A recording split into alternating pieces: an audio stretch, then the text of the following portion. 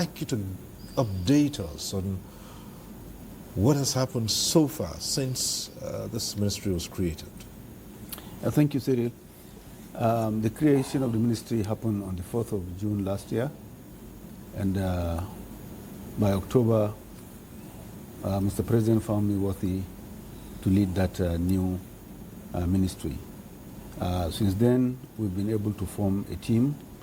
We've been able to establish an organizational structure, and has also been able to look at the different policy documents that were quite disparate, isolated from each other, and have brought them all into one, looking at also the policies that preceded the creation of the ministry, and have consolidated all those into a single strategy that today we call the National Livestock Growth Acceleration Strategy.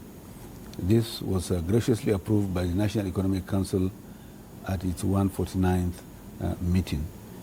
That for us is a very big achievement, it's a very big endorsement of our efforts so far.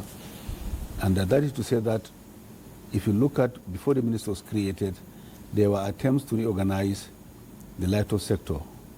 These two programs were cattle-centric. One was the Ruga policy that had an emotional backlash.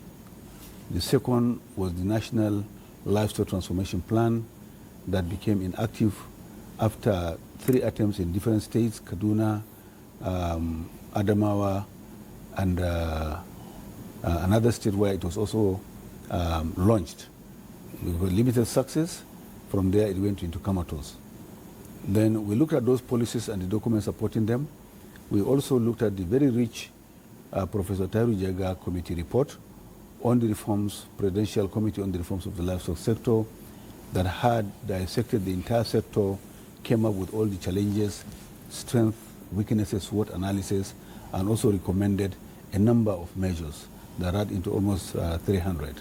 We looked at those, sifted the low-hanging fruits, and then came up with that National Livestock Growth Acceleration Strategy that has been approved. Now, for us, that is the bedrock.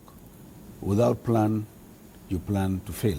So here we have gotten a very solid plan that has addressed all the sectors, the nitty-gritty. It was very broad and deep as well. Now, having done that, we've also inventorized all the grazing reserves in the country and have digitized them. What do we mean here? Since the first grazing area was created in 1957, before independence, till date, there hasn't been any concerted, deliberate attempt to rehabilitate those grazing reserves so that they really answer their name in terms of accepting cattle livestock keepers to remain there and remain there for good. So that hasn't happened. Today, I want to announce, with all sense of humility, under the Renewed Hope project, the Renewed Hope agenda of Mr. President, we have launched the journey.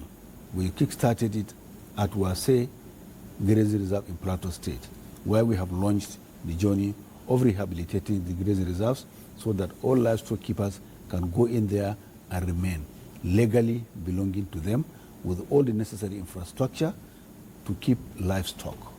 There, again, we have done this one. And along the line also, we have been able to do a lot of stakeholder engagement across the country. Of course, we have not visited all the states, but we have visited many of the political, geopolitical zones and have held conversations with the subnational leadership. We've held conversations with key stakeholders. We have also inspected a lot of moribund livestock structures that have been built since pre-independence.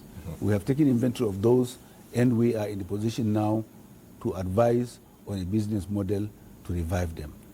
As a result of those engagements, particularly, there has been a national consensus.